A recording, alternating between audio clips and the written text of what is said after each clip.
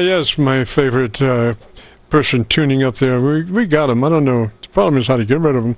Anyway, N4 station, come back slowly with your call sign, slowly phonetically. Slowly with your call sign, slowly phonetically. Jim, I would know your voice anywhere. This is Don, Delta Oscar November, call sign November 4, X-ray, Romeo, Papa, Louisville, Kentucky, over. Yes, sir, Don. I have QRM. I have somebody laying on a carrier there that is giving me about a 40 over. I don't know why they need to tune up on an active frequency. It's not polite to tune up on an active frequency. Don, what radio are you running, sir? Frequency. Don, what radio are you running, sir? I am running an ICOM 7300. And I'm using an off-center fed dipole currently. Aren't you in Jeffersonville, Jim? Over. No, I'm downriver from that a little bit. I'm in New Albany, just across from downtown Louisville, Roger. Just across from downtown Louisville, Roger. Yeah, Roger. I haven't heard you on the 8.5 machine in a long time. Where have you been? Over.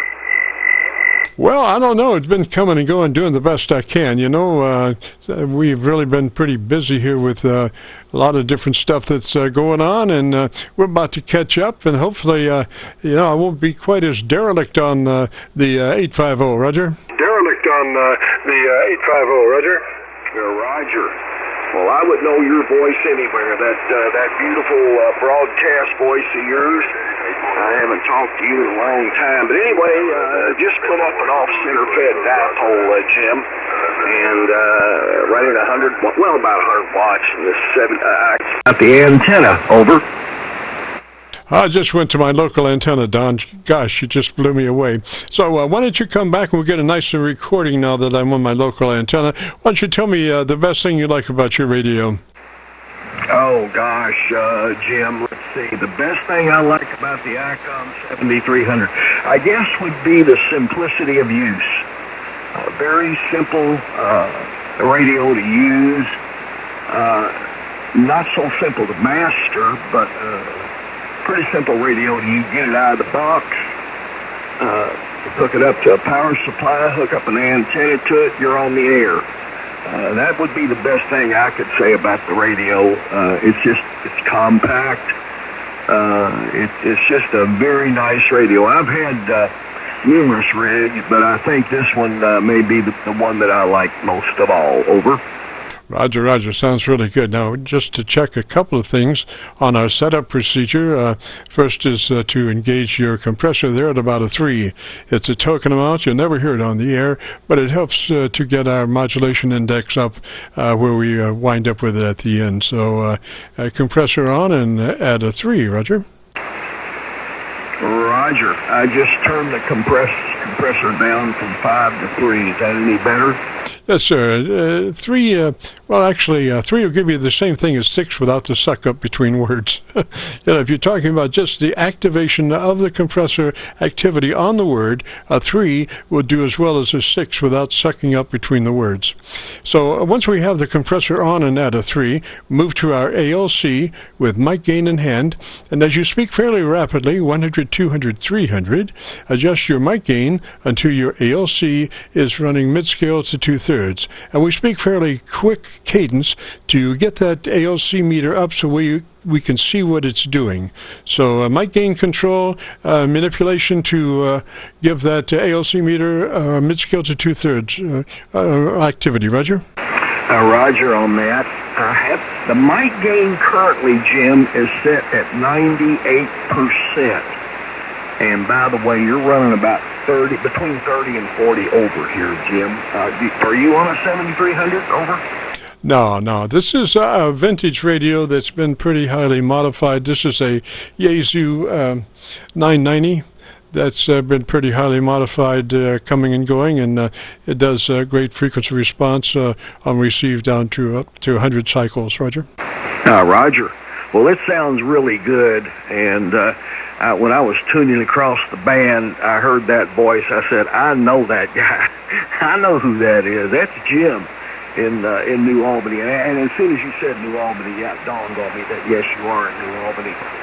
Wow, isn't it a small world? Well, I'll tell you what, I've really enjoyed my 7300. I've only had it about a year and a half. And what happened was when I first got it, I was on the air for about a month, 2 months maybe, and wind came along and blew my antenna down. And due to health problems, I didn't have anybody to help me put my antenna back up, so I was off the air for almost a year. Over. Oh, Roger. Well, that's terrible. Now you got a lot of folks over in Louisville, the young men that are ready to help you, do whatever needs to be done. You just have to consult your local amateur radio league, Roger. Roger. Yeah, I know it, and you know what? That's true.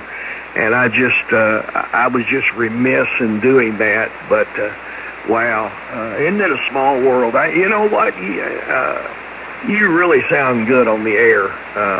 What kind of antenna are you using, Jim? Over.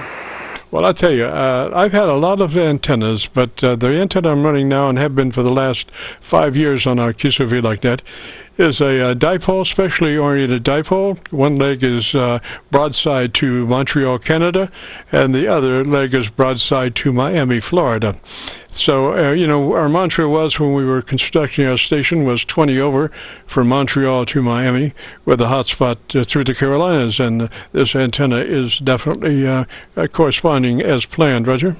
Roger on that. Yeah, well, as a matter of fact, this off-center-fed dipole that I put up today, let's see, it's broadside to, oriented to north and south. Let me see if I've got that correct. The ends are north and south, which would mean it would be broadside from east to west, I guess. Is that right? Over. Yes, sir. It radiates broadside to the antenna string, and depending on how it is. So if your antenna is north to south, you'll radiate east to west, and vice versa. Roger. Roger on that. Yes, sir. That's what I thought. I sometimes get just a little bit confused, but anyway, the antenna isn't up very high, about 35 feet at the point of apex. I've got it where it's kind of an inverted V position. One end about 15 or so feet off the ground. Excuse me. The other end about 6 feet off the ground. But it seems to be doing okay. I'm pretty happy so far. Over. Oh, Roger. Now, if you can get those dipoles, just work them right on down to where you can't see any SWR. The way I do it, I designate, I'm not using a transformer. I'm just running direct coax to the dipole. So on my ground side dipole, I use that to correct my SWR. So that leg I'm just chopping on, making good SWR adjustments. And of course, when I make movements on that, it changes the frequency. So I come back on the high side and bring it back onto frequency on the high side, then go back on the low side and continue to try to get my best SWR. So this antenna is running right at 0.05 SWR, Roger. Roger on that. Wow, that's pretty impressive, Jim. I'll have to say, I have never used anything other than a wire antenna on HF. I've never had a beam frequencies in use thing but a wire antenna. Some sort of dipole, whether it's a fan dipole or whether it's an off-center fed dipole or just a dipole. But one good thing about this antenna is that you just hook it up to the back of the radio and go. You don't have to use a tuner.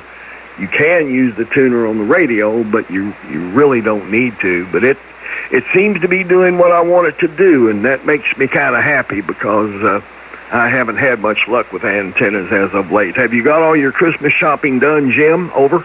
Well, the wife is handling that, hopefully, and everything should be copacetic, though. The front entranceway to the hall is just lined, so I think everybody's been accounted for, Roger. Yeah, Roger on that.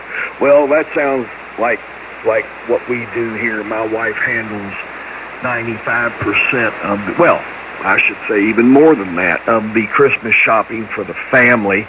And the only one that I'm responsible for is my wife. So I finished her shopping today, and I'm glad I got it done. But I usually am a last-minute guy. I wait till the last minute. So, but anyway, yeah, I was just thinking about you the other day. I was on 2 meters, and matter of fact, I think I asked Bud, N9RMR, I think I asked him about you. He said he hadn't heard you on for a while, but yeah, fancy that. I catch you on 40 meters. This is N4XRP. Roger, Don. Well, I have 4 different positions around the house where I have, little Baofengs standing by ready to go. It's just, I just never have time to really sit down and do that. Today, I managed to get out and retune my, I have 3 10-foot vertical magnetic loops, and I had time today to get out there and double check the tuning on those. Those are, very critically tuned antennas. You have to be right on the snozzle there, and if you have like rain, snow, and all that stuff, tends to do a little detuning. So you have to get out there and every once in a while just double check the tuning to try to keep it down, and get it tuned as best as possible. When it's right down there about 1.4, 1.3, that's a really hot antenna, Roger. Yeah, Roger. I've heard a lot of good things about loop antennas. I've never had one. The best antenna that I've ever had was called a mystery antenna. You can Google it. It's they don't know really how it works, but it works really well. It's 135 feet long, I believe. And I had it at my old house where I had a lot of room. But believe it or not, the antenna that I'm talking on now, the off-center fed dipole, it's full length for 80 meters. So, but I've got a lot of room in my front yard. I've got a lot of mature trees, which helps a lot when it comes to pulling wire antennas up in the air. Roger. Oh, roger that. Roger that. Well, like I say, I don't know of any antenna that is more efficient than the dipole antenna. It's just, I conducted a lot of tests, even down to my loops. I've got, like I say, those 3 10-foot vertical magnetic loops. Used them at 600 miles to double check A/B test between those and my my dipole, and invariably the dipole was 3 or 4 dB hotter than the mag loop. Occasionally the mag loop might do better, but by and large it was the dipole all the time. Roger. Roger on that. I have toyed with the idea of a vertical, but I hear noisy, etc., etc. By the way, Jim, are you on this frequency right here? Do you normally hang out around this frequency? Over. On Friday afternoons, about the only time that we're on this frequency for the Qso-Vlog net, between 3:30 and 5 on Friday afternoons. Roger. Roger that. I'm going to mark that down. What net is it called again, Jim? Over. It's the Qso-Vlog net, Friday afternoons, 3:30 till 5. Mainly, we do a lot of transmitter setups is our primary operation, Roger. Roger. I didn't copy the last part of it. Qso what now? Over. Primarily, we are a transmitter setup. We assist folks in reaching their best operation on their radios, transmitter-wise, Roger. Roger that. That can help me a lot because I need to learn more about this 7300. I don't know as much as I really need to know. But anyway, well, look, I hate to run, but I'm going to have to go. My wife and I are going to Southeast Christian Church tonight to celebrate Christmas Eve. So I'm so happy I got to hear you and talk to you on 40 meters, Jim. Over. Yes, sir, Don. And if you want to hear your radio, if you go to YouTube and do a call letter search for KC9VKV, along with the word logbook, it will take you to our Qso-Vlog page, where we have 1,950 some odd Qso-Vlog recordings. This recording will be right at the top, number 1. So that's a YouTube search for KC9VKV logbook. Roger? Roger. Is that KC9GKV /logbook or no slash? Over. No slash. And again, the call is Kilo Charlie 9 Victor Kilo Victor space logbook. I got it now. KC9VKV and space logbook, correct? Yes, sir. And we'll probably have it up by noon tomorrow. Usually we get this one up by noon tomorrow, Roger. Roger that, Jim. Very good. Well, listen, I'm going to go. I'm going to say 73 to you and tell you it's been a real pleasure talking to you, and I hope to hear you again sometime soon. I'd like to wish you and your family a very Merry Christmas and a safe one. KC9VKV N4XRP 73, Jim. Good day. Roger, Don. Just before you go, is that the supplied hand mic that you're running? It is the hand mic that came with the radio. Yes, sir. Over. Yes, sir. Best way to run that is pull it to the corner of your lips, let it touch the corner of your lips, and just talk across it. That way you'll avoid any transients or plosives, Roger. Roger that. Does that sound any better? Over. Absolutely perfect, Don. Okay, I've got it touching my lip, and I'm talking across the microphone. Is that what you suggested? Over. Yes, sir. That it's an electret condenser microphone, and if you talk directly into it, you'll get a lot of mouth noise. But working it from the corner of your lips across, it's just beautiful, Roger.